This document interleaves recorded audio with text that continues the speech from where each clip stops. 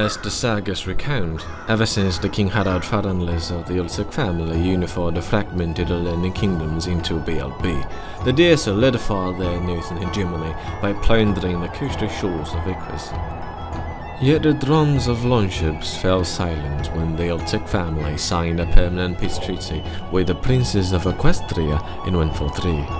The age of adventure ended with the feudalization of Hellenic nobility, who entrenched their rule through laws and centralization. To many nobles, berserkers and traditionalists, this peace was nothing short of betrayal. Finding it nearly impossible to reclaim their ancestral rights, numerous disillusioned nobles chose exile instead of submission. They took to the seas in search of new lands and lost freedom. Thus began the Hellenic colonization era. A Huscarl named Huf Derrickson led his followers, a host of rebellious nobles and bold peasants, across the vast Pathalassic Ocean in search of a new home.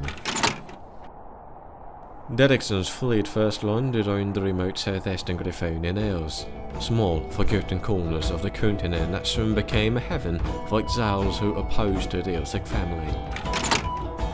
Following the discoveries of Zebrica and Griffonia, many of their warriors and merchants fled further. Now that war with Equestria was forbidden, they chose raiding villages and coastlines or hiding themselves out as mercenaries in pursuit of gold and glory. While the Indian colonies seized by the Ivar brothers were officially issued by the Hellenic crown, the hideouts in southeastern Griffonia remained isolated, sparsely populated, and often filled with outlaws like the Thralls. Despite being scorned and overlooked, these Griffonian deer warriors and mercenaries gained renown for their bravery and victorious during the princely civil war in the Riverlands. Harald the Trotter, leader of the islanders, sailed up the Evi River and ravaged the lands of the Cossacks. What began as a routine raid turned into a deeper conflict at the behest of King Hasil II of Wittenland, dragging the Griffonian deer into a war against the Lake City. His loyalty was handsomely rewarded after the princely war. All the lands beneath the Baran Mountains in the far southeast of Griffonia were granted to Harald. There, this former Viking adventurer founded a Jarldom of his own, Austerland.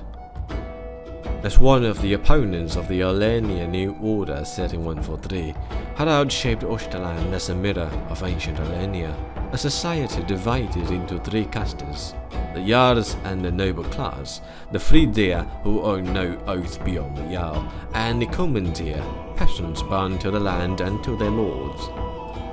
With this halting council and high noble autonomy, Austerland was built to uphold Hellenic tradition. But in the modern world where even Hellenia has cast off its own ways, Austerland clings to them nevertheless.